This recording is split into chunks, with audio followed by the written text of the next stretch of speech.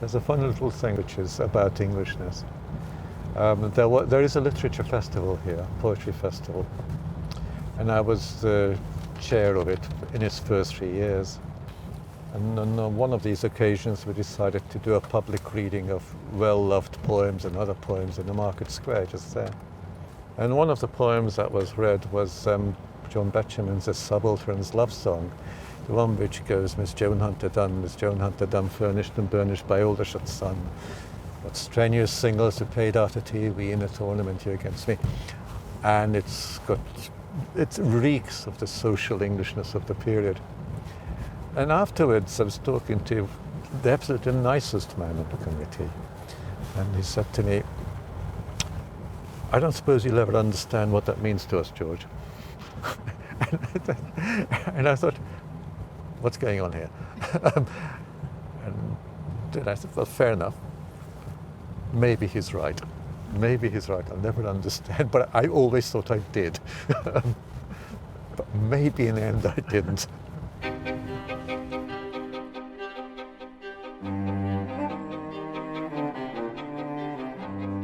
The poet George Szirtes was born in Hungary in 1948.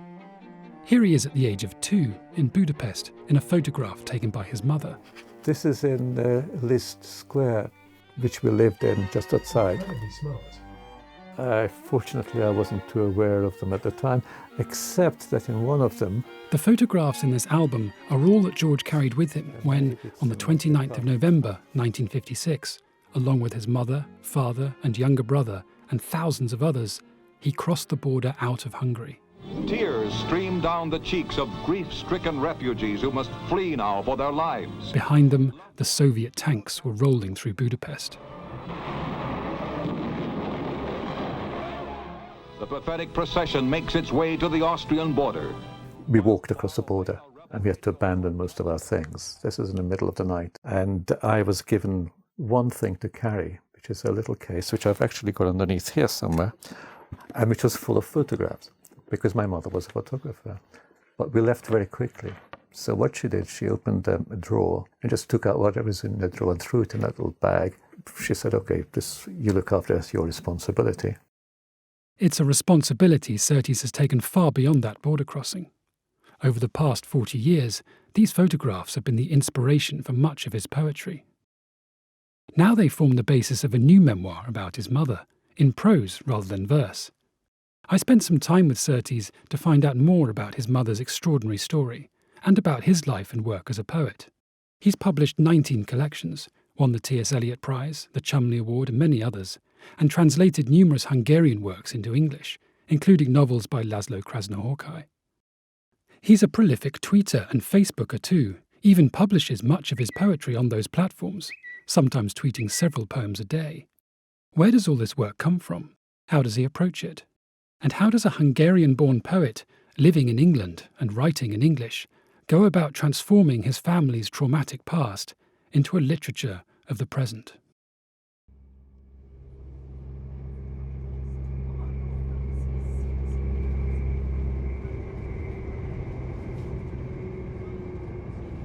George Szirtes lives in Wymondham, in Norfolk. Spelt like that, but pronounced Wyndham. It's a small market town about 10 miles southwest of Norwich. How's the journey? The day I visited happened to be what seemed like the wettest day in the history of the town. And what you've got coming up here is what the market cross. There are not too many of those things on stilts. Szirtes moved here with his wife, Clarissa Upchurch, about 30 years ago when he got a teaching post in Norwich. This is our street. We look like a shop. The shop is ours. So this is yours with the flowers? Yeah, this is ours. Clarissa's, my wife's studio is behind there. This is a butcher's shop. Clarissa is a visual artist, and Szirtes used to want to be a painter too. Can you really explain these paintings? Yeah, sure. Well, I went to art school, and so with Clarissa, that's where we met about 47 years ago. So we painted this scene, and I did the figures. So this is vaguely a figure out of Giorgione. That's a figure out of Piero della Francesca, The Dream of Constantine. Early painting of Clarissa watching TV and bored out of her head. That's not really my kind of painting. I can show you what I used to paint. That's what I was painting in my second year of art school at Leeds. So that was the painting like before it was the decorative stuff on the wall. So there's football in there. Yep. And Clint, sort of? Well, yeah, a bit of that. I think the fantasy in this, as I remember, is there's a snowman who looks a bit like a bottle, and he's got a sort of football scarf turned around him. And it's a memory of walking home after matches by myself when I was a kid, because I used to go to various London clubs and just sometimes with one or two friends, sometimes just let's see what. But while he was at art school, he was also experimenting with poetry. I wasn't a formal writer to begin with at all. My earlier poems are kind of more just ran all over the place and full of spectacular images. And it's a late, about 75, with the death of my mother, actually, that's when I began to write formal poetry. Because the poem that was about her, which is at the dressing table mirror, turned out to be more or less a 6-beat line. And it was much more convincing when it had that sort of regularity. I was very lucky. I had Peter Porter as a mentor. He would see me every few months and I'd send him 5 or 6 poems. We'd meet in a pub and talk. But when I started writing formally, he almost gave up on me because I was writing badly. But I had to learn, I suppose. And I felt that the learning was necessary and important and would be worth it. In 1978, Szirtes was included in one of Faber and Faber's poetry introduction series, and his first collection soon followed. But he only really found his voice as a poet after a visit to Hungary in 1984. I was literally for 3 weeks going around as though I were in a daze, just touching things, smelling things. I think I hadn't been back there since I left. And suddenly everything is both familiar and yet not particular. So you recognize the dimensions of a street. You recognize the sort of noise that's being made in a street by conversation. You recognize the smells.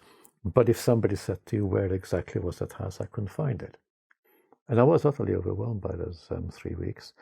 And it changed the rest of my life because that's when I started translating. That's when I gave up the visual art. That's when I said, this is now what I'm going to do. And that you could sense that there was a whole lot of material in Budapest. So you knew that you were at the rim of something. Szirtes channeled this material into several long poems and collections, exploring the private and public lives of both his family and the city during the turbulent middle decades of the 20th century. One of the things that going to Hungary did was it got me writing longer because there was ever more to stuff. So instead of writing short poems, I began to write sequences. The first of these, The Photographer in Winter, concerns the most hopeful and energetic period of his mother's life, after she'd moved to Budapest in 1940, when she was just 16 years old. She was born in Cluj, also known as Kolosvar, in Romania, in 1924.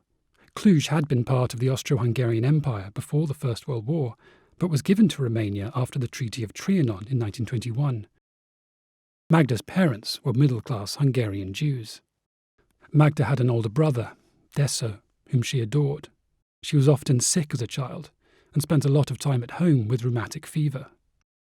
At 14, she left school to study photography, and a few years later she set off for Budapest in the footsteps of Szirtes and Brassai to make a living with her camera. In The Photographer in Winter, Szirtes dramatizes this adventure. So this is the route you take across the city. The tram goes rattling on. You touch your hair before you stand and walk off down the street. Your hair is swinging loosely. The snow breaks my picture up. It needs a few more takes to get this right. Your costume is correct, historically speaking. They will expect immaculate appearances, discreet camera angles, convincing details. Please cooperate with me and turn your head. Smile vacantly, as if you were not dead, but walked through parallel worlds. Now look at me as though you really meant it. I think we could be good for each other. Hold it right there. Freeze. It was through photography that she met George's father, Laszlo. His sister, Lily, was also a photographer, and one day Magda took some negatives to her flat. She wasn't in, but Laszlo was there. I opened the front door and stood, lost in admiration of a girl holding a paper box, and that is how I fell in love. I've come, she said, to bring you this, some work from the photographer. Or rather, it's for Miss D. Would you pass it on to her? She's my sister, but she's out. You must wait for her inside. I'm expecting her right now. Come in. I held the front door wide. Magda soon moved into the flat where Laszlo's mother and sister were living. But a few weeks into their relationship, Magda and Laszlo watched together from a cafe as German troops marched into Budapest. Hitler had ordered the occupation of Hungary in March 1944, allowing Adolf Eichmann to begin his rapid program of deportations across the country. He was assisted by the fascist Hungarian militia, the Arrow Cross. Laszlo was sent to forced labour in Ukraine. And in November 1944, as Magda was returning to her flat, she saw the Arrow Cross pulling people out of buildings on her street. She ran home. I was on the 4th floor when the yard filled with uniforms, and we were called to order. And I ran into the flat we shared, the old woman, her daughter, and the child. And all was empty. I whispered their names, but they did not answer, to their lasting shame. They should have answered me out of the pit like any prompter from his own hellhole. But they closed their mouths to my pitiful dole, so I went down.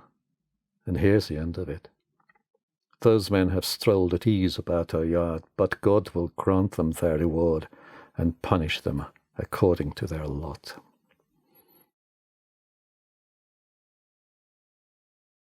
You said you're not a formalist, but you do get described as that, don't you? Yes, I do, yeah. No, I have understandable reasons. What I mean is I don't have a set of formal principles, and I don't have a formal manifesto. What I have is a sort of series of apologia for form. I've always sort of described rhyme as an accident waiting to happen, and it should be an accident waiting to happen, and that's the whole point of it. And you think, well, why is that interesting? And I would try and explain that. So there would be an apologia there, but it wouldn't be out of a sense of, oh, I must redress modernism, or I must go back to something traditional, whatever that is. I don't even completely believe in that idea. I think one is looking to make some kind of, or to strike a point that is halfway between the ordered and the chaotic. And I think the idea of the rhyme as an accident waiting to happen is kind of that. I mean, why should these two words that have nothing to do with each other except they make the same sound govern the process of a piece of writing? What makes poetry poetry is that which you were not completely expecting. You're in a frame of expectation. But then, must move that out of the way. But then something extra happens, something which you think, oh, and that's where language takes that little jump, which then the neuroscientist describes as a breaking of the pattern. And I think rhyme is one of the ways of doing it. It's not the only way of doing it, that's all. You can create all kinds of expectations through diction, through sheer music, lots of other ways. Yeah, but I would defend it as one possible way of doing it. Shall we move on? Yes. You're coming to a very narrow, winding stair. It's going to be exciting. Yes. I wanted Szirtes to talk more about how he comes up with his rhymes. As an example, he chose a poem from his collection Reel, in which he's remembering an old book from childhood. Teacher is telling a tale. The books lie open like a pair of lungs. Breathing words. Ghosts in the graveyard wail to other moons. The stars have moved so far beyond the page, they've gone right off the scale. Small crumbs of icing in an empty jar. Now that small crumbs of icing in an empty jar, I just remember the thrill of discovery. And why is the jar there? Because it rhymes with far. Had I not had to rhyme with far, no jar would have appeared. I wouldn't have had to invent something and suddenly see this jar with tiny little bits of icing left into it, and you think, that's kind of what's left of the childhood ghosts. And you can kind of feel it irradiating through you. And I think, so that's why that happens. And it happens because of some purely mechanistic constraint. I don't have to do it. I could have said myself, I'm not going to join one R, I'm going to change it to or ear or something. Permissible. That's people. Larkin has done it. Everybody's done it. But what if I go straight down the line, What rhymes with far? Car? No, I can't get a car in here. Bar? No, this boy's not going to talk about a bar. Something. I could talk about something ajar, and then I'm thinking ajar, and I'm thinking, no, jar. Never mind a jar. Jar. What's in it? Nothing. What's inside? What's left? Is there absolutely nothing? No, there are some few crumbs of icing. And I think childhood, opening a book, a ghost story, and then out of nothing appears this jar with its little crumbs of icing in it. And I'm pleased as punch with it. I'm delighted with it. So, and I try to explain it sometimes to people, and they think it's some kind of trick that I'm sort of making this up as a sort of excuse. But it's the excitement of that and not being in control. Because once you've chosen your rules, you live by them. You live or die by them. But at least you've chosen your rules. My mother served time in 2 concentration camps. The first one was Ravensbrück, from which she was fortunate to be transferred when she was transferred. And she went to this smaller camp, somewhere near Leipzig, called Penning. So this little part I'm going to read. The Americans have relieved the camp. They've taken those who are sick, and there were relatively few left because everybody else had been sent off, essentially in the death march. So she was lucky in a way to stay behind. And they took her to a nearby hospital in a small town called Altenburg. Okay, I'll read to you from here. Everyone leaves. You are starving. The dying around you continue to die. The Americans arrive. There is a sensation of being lifted up, of being prodded and looked at, of being carried by truck to a hospital, of being lowered onto a clean bed, a proper bed. Then medical examinations, more careful, more human. The voices quieter, the lights sweeter, the sign of ever more healthy bodies moving around the ward, the dawning to consciousness of spring, to breeze and warmth and scent. There is food, a carefully gradated increase in diet, the return of taste and smell, a touch and feel of knife and fork and spoon and plate, the relative softness of cloth, the simple cleanliness followed by the slow rediscovery of the body as pleasure, a rediscovery of the autonomy of oneself. Look, dark hair, an emaciated face beginning to fill out, a body regaining its shape, the sense of being a woman in a world of women and men, no longer a walking corpse. I'm inventing her again, but only to a degree. What I imagine here is not specific to her, it is only a guess, possibly a wrong one, about the process of recovery in general, albeit in a specific place in Altenburg, Middle Saxony, spring 1945. It is an invention I can justify only by claiming that any knowledge is partly invention, that memory is mostly invention, and that knowledge of another is invention in the highest degree. Then I must go on to claim that invention can be a form of love. I'm interested in her, so I go on inventing her, inventing a truth I can believe in. I invent nothing factual. I don't make it up, but the person at the core of it all still has to be constructed and understood in terms of invention. The trick is to invent the truth.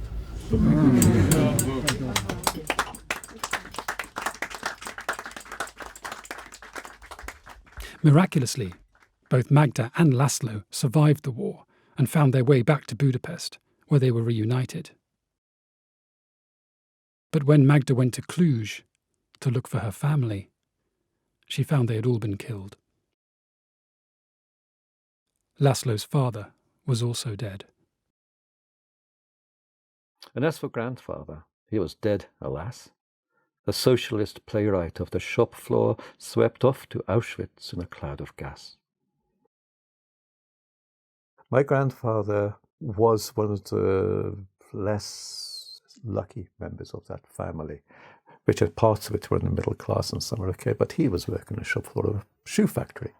And the reason he died in Auschwitz is because the raid was on the factory, not on the home. So that lot were taken away during a working day, and he was swept off. And that's this pun about green. If you know the whole poem, I mean, it begins with the idea that there's something green about this and something, and he wears green, and then he goes off into his green gas. So it's a very complicated feeling. And again, it's not a matter of telling something as it is, but trying to, if you like, present to oneself a sort of version of things that seems not in consonant with the way things work. So I don't want the big Holocaust violins. What I want is a human being who writes plays which never published, which is true. That is what my father told me. That his father was very dissatisfied, and he was very, very sort of socialist, and he wrote these plays that were never performed. Where are the plays? Who knows? And he's this sort of, in the world's terms, completely insignificant man who's at home and comes home in a bad temper, and he goes off and writes these plays. God knows what they're like. Nothing happens with them. And then one day he's taken away, marched off, and then what happens, happens. He dies, we know. And that there's something so absurd about this. Maybe that's the word I'm looking for. It's the sense of the absurd. The comical is what is human in it. The big machine is what is inhuman. It's a big machine that takes him away. It's a big machine that destroys him. I've never felt the authority. The thing about Metro, the poem with my mother, is it stops dead at the gates of Ravensbrück. It doesn't go in there. I cannot do that. I cannot. The contemporary term people use, or I don't think it's a particularly useful term, is appropriation. I cannot appropriate that experience. What I mean by that is I cannot imagine it with authority.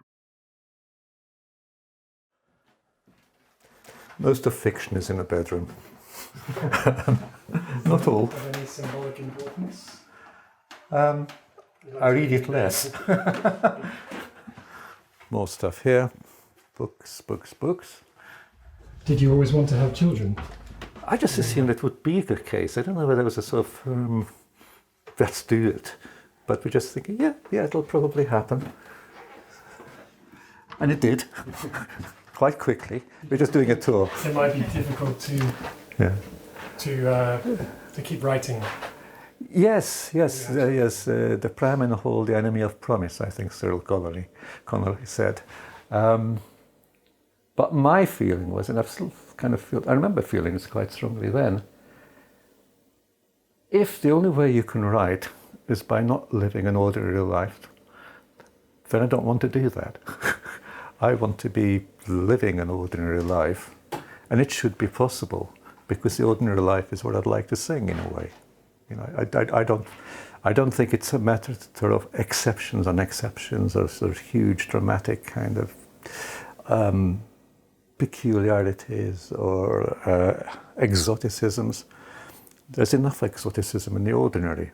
As I was saying earlier, with a bit of poetic, it's a part of the. I mean, enough dreadful things and big things happen in the world, and great things happen in the world, which enter you anyway. Budapest was in ruins after the war. Its inhabitants faced a new kind of chaos. Hyperinflation was even worse than in Germany in the 1920s. Russian troops patrolled the streets. This is the city where Magda and Laszlo started building a life together. So he goes back to the plumber he was working for before he was called up into labour. And he, when his place of work is nationalised, is recognised as a bright guy from a working class background, so he's picked up and brought into the Ministry of Building. And they say, okay, well, you can head up one of the departments. But this happens very quickly. I don't know quite what happens. But that enables them to get this central flat where I am brought up, on the third floor near the Liszt Academy, with a grand piano, with a baby grand piano. So it's a rapid, chaotic transition. My mother, who came from a slightly more middle-class family, couldn't be allowed into the party because she was a class alien, not a class enemy, but a class alien. So she did find work with this Budapest evening paper, and she did go out on a couple of assignments, but then she was restricted to the lab. Now, the reasons for that may be her health, the reasons for that may be class, the reasons for that may have been her intractability in obeying the dictates of the party. These portraits of George, taken in List Square and in the streets around where they lived, were pretty much the only photography she was able to do.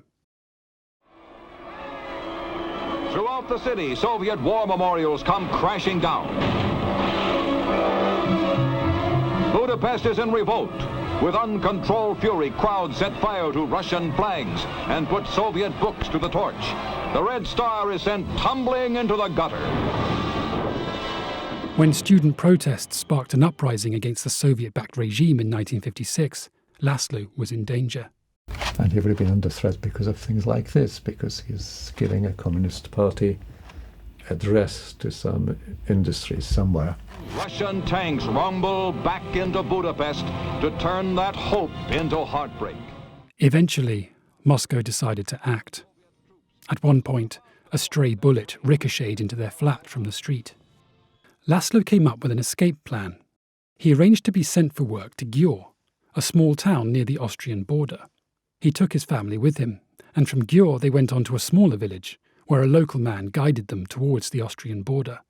It was an arduous, freezing journey through woods and ditches, with George clutching his little bag of photographs.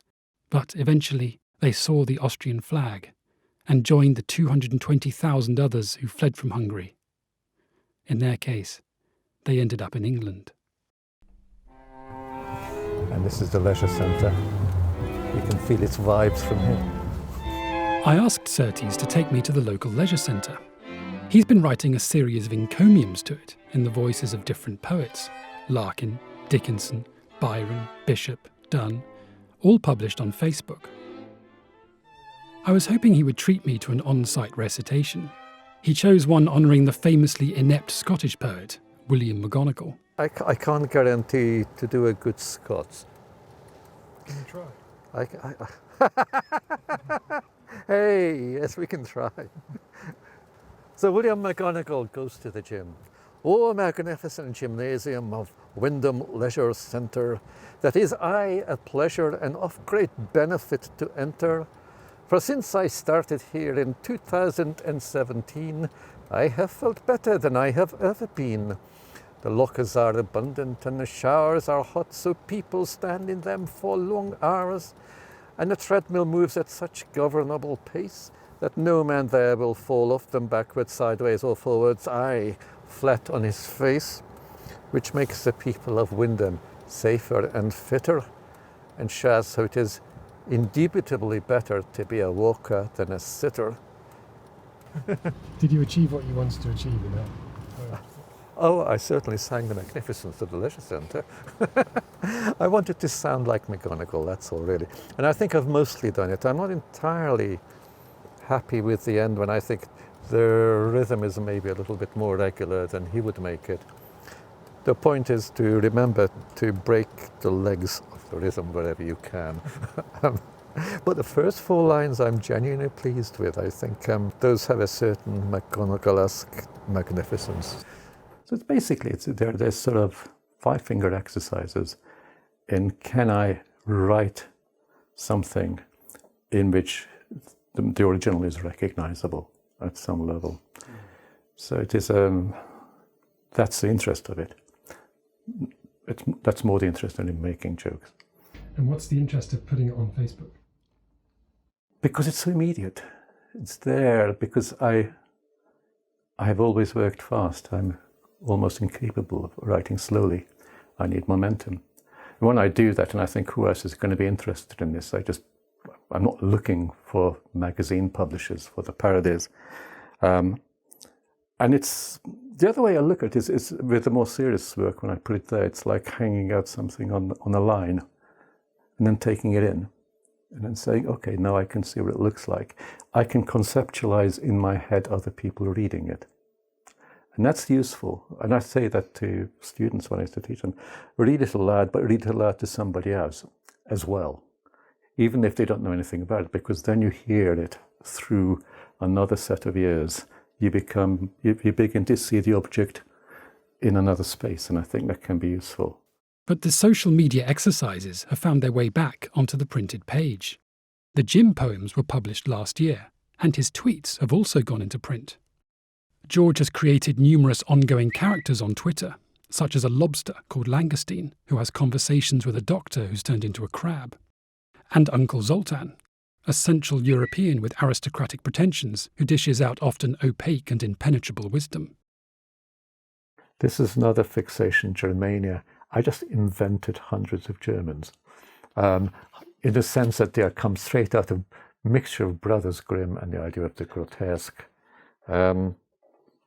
Put the eggs in the back seat, Horst, and make sure they're safely strapped in, said Dr. Waldorf. No need to worry yourself, Dr. Grasfeld assured her. Your marriage is just going through a rocky period. The dogs are in the post. And yet, the only other thing you ask yourself is, am I giving loads of hostages to fortune by appearing to do lots of silly things? Will people stop thinking this man is a serious poet because he does silly things? And I think, bugger it. I don't care. The serious things can stand up for themselves. If I want to do the serious things, I'll do them.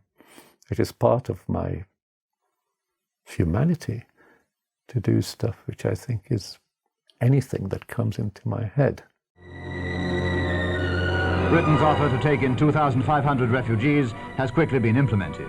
Here are some of the first arrivals in this country. The friendliest of welcomes is being given to these people, some of whom only narrowly escaped deportation from their homeland into Russia. There was a party given for refugees in December 1956, and it was at the Dorchester by Park Lane. Because I even remember going there by bus and getting out, and then being given little bits of party hats and things, and little cheap presents, but presents anyway. It was a very generous gesture of whoever did that. Everything possible will be done for them. They go into exile to start a new life in a foreign land. When they may be able to return to their own country, none can tell. With help from the British Council, Magda and Laszlo eventually bought a small house in Kingsbury, northwest London. Laszlo got a job with a plumbing company, Magda at a photographic studio in Oxford Street. They soon found themselves settled into suburban, middle-class English life. Our very first television, I wrote a poem about it which came like this. It's called A Picture of My Parents with Their First Television, and it's a memory of what they would have been watching and what happened to the people they were watching. That's all you ever say. Look, you're macaroni Joe. Every blooming day. No wonder you're so bony, Joe, and giddy at the rate. And there were several copies of this photograph, because they sent this photograph home to Budapest to let them know, look, life is good. Nobody in Hungary had a television. There were holidays at the seaside and abroad. None of us had ever seen the sea, as I think I've said. They became fans of Tommy Steele and Tottenham Hotspur. Our first car, a Hellman Minx. At one point they hired a cleaner, an aspiring singer with different coloured eyes. His name was David Jones. They were reinventing themselves at a time when England too was reinventing itself and leaving its past behind.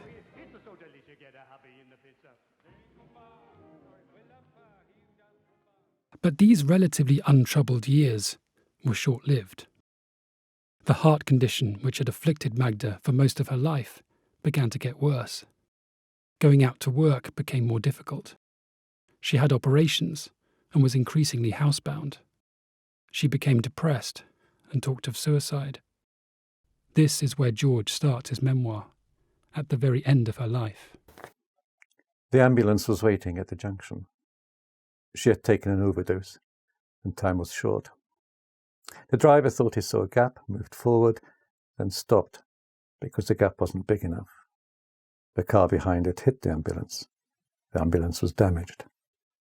drivers got out, and my mother died.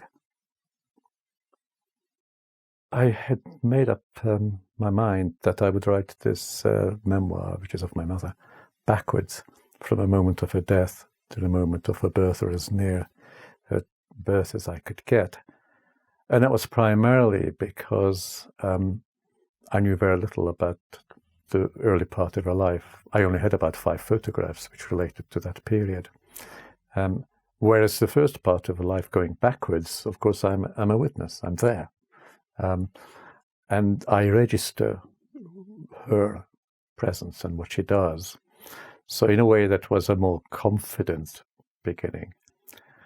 And of course, she died in this sort of tragic sort of way, that it was both taking an overdose, but also then the ambulance crashing, and being held up just for long enough for her to die. She might have died anyway. It has a certain resonance with much of her life, I thought. So you go from there. And this is the process where I begin to discover her in the writing. And this picture, which is the picture in the last kitchen, which I find extraordinarily moving and so tragic, because we moved to that house because of the kitchen, because she desperately wanted that kitchen. And we had to pay extra twice because the owners gazumped us twice. And she finally got that kitchen, but this is a house in which she died. And that was the kitchen in which she became kind of ever more melancholy. And she became ever more restricted in the range of things that she could do. Where the operations took place, there she is in it. This kind of raw 70s modern, I don't even know if that's real wood, but there's a Le Creuset pen hanging on the wall. And this gingham sort of coloured vinyl lining. And when I look at her face in that, it looks exhausted to me. But there she is sitting in the place which she thought was a perfect kitchen. So it ought to have been the place in which she was happiest. But it's a place, it is the most desolate photo I have of her. And she's holding a sort of tiny little cup of coffee, I think.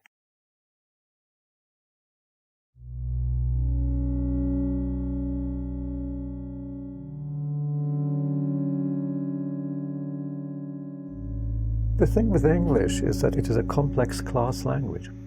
That the understatement and a lot of the irony of English comedy, of English writing, and I've been aware of this actually for a very long time, it's almost like a weight which I cannot quite carry. How the social structure is soaked into the bones and into the language.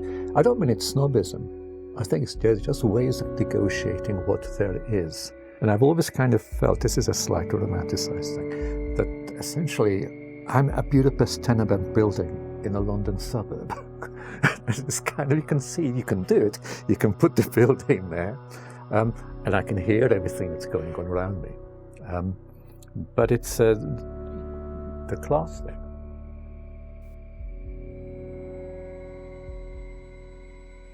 Okay, so shall I read what's written on the back? I haven't, it's stuck in, so I can't do that. Yeah. Okay. Te voltál a kis vigasztalom. Ha bántottak, ha fájt valami, csak te tudtál vigasztalni. Csak te benned találtam vigaszomat, drága kis mókuskám.